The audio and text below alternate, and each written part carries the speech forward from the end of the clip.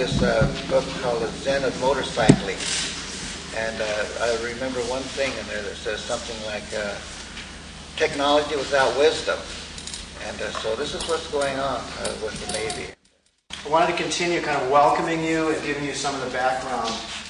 What it is basically is that the Navy has this huge noise that they put into the oceans for the purpose of, apparently for surveillance. It's called active sonar because it bounces off. They create this sound themselves in the boats, in the Navy boats. It bounces off of ships and then back to the Navy, and that's how they register it. So it's an extremely large sound.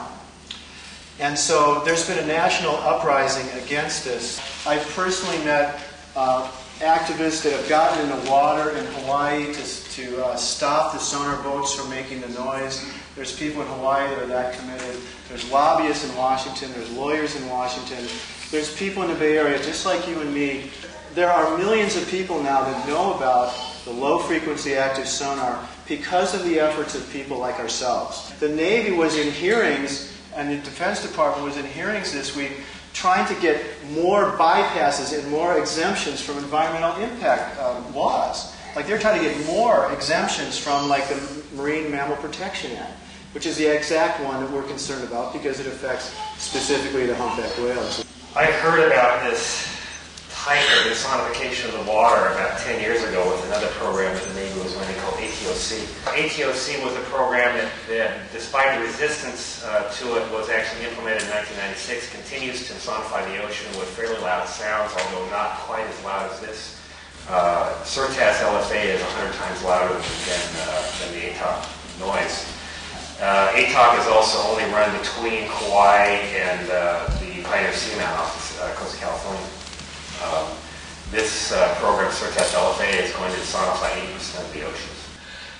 We also talk a lot about the whales when we talk about water and sound. We know the whales make beautiful songs. We know that they interact with each other in complex ways. We know that dolphins, for example, use sonar to locate their prey. They set up complex hunting strategies.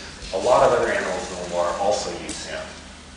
In fact, the ocean is not really a visual environment. If you go down below 100 feet, it gets pretty dark down there. If you went out onto the streets of San Francisco today and asked anybody, what is LFA? I don't think you would find more than maybe one person in 100 who would have any idea what we're talking about. If you look at that video and you hear the magnitude of the problem and how pernicious a sound this is and how large an area it is and how dependent on sound the world's whales and cetaceans are, there's great reason to believe that people, with the public and the policymakers will do something about it, but not if they don't know about it. Not if it remains the little secret behind the scenes that the Navy would rather nobody know about. It's crucial, I think, as activists, too, that we realize what's effective. And I've been effective and I've been ineffective and learning a lot from both. And it was during the first bad Gulf War that I found out about ineffectiveness also, too.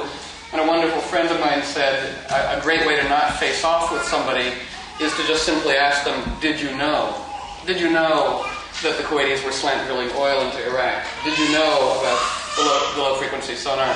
And I have been going and talking, wherever I'm invited. I was hired by the Right-Wing National Journal to cover the New Hampshire primary. Go there, hired, invited to speak by Southern Conservative Ladies Luncheon Group. I'm sure, sure, what the hell, and at a country club that had been, desegregated like about a minute ago. And it's like, I'll talk to anybody and not tone it down. And what happened was, again, the art form of not facing off, but inviting in. It says we need the awakened imagination of right-wing golfers, inner city kids, the whole team. And, with the conservative ladies Southern group, talking about the environment, talking about the ocean, they were completely jazzed. And the idea of the art form, Venus says, to extend the ambassadors of intimacy and dynamic effectiveness in the world, it's the art form of inviting in. Again, did you know? The more we know, the more we can invite. Come, we need the heroic. We need the heroic of adolescents invited to this large project. All of that. And so one of the fierce blessings that I like best now, too, the model is that we're allowed to really invoke power of language, power of words, we're allowed to invoke as long as we would happily take that blessing upon ourselves too. So I'm very fond of, may each human being have an increasing empathic experience of the effect of their actions on others.